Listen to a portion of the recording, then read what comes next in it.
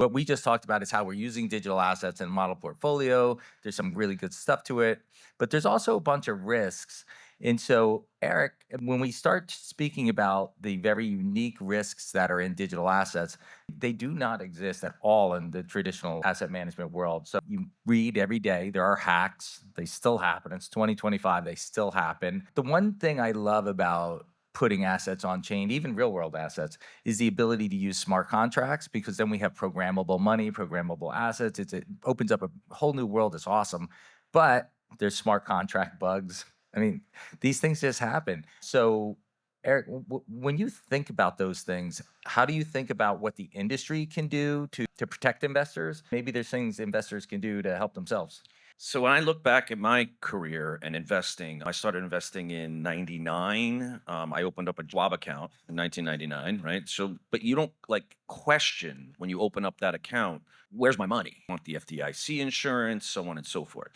In 2017, I opened up a Gemini account and I was like, wait, they want my social security number? Wait, well, I'm not giving them my social security number, but you have to, right? Because that's where you're going to buy your digital assets.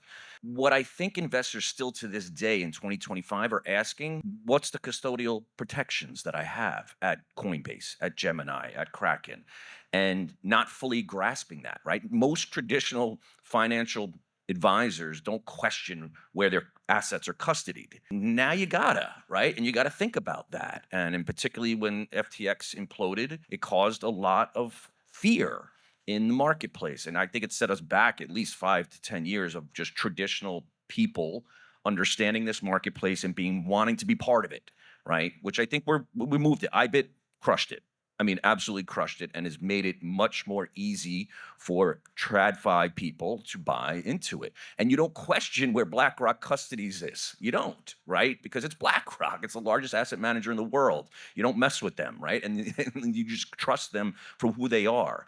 And I think that's the differences. And, what can we do as an industry? We can push IBIT. We could push my product, which is a tenth of that.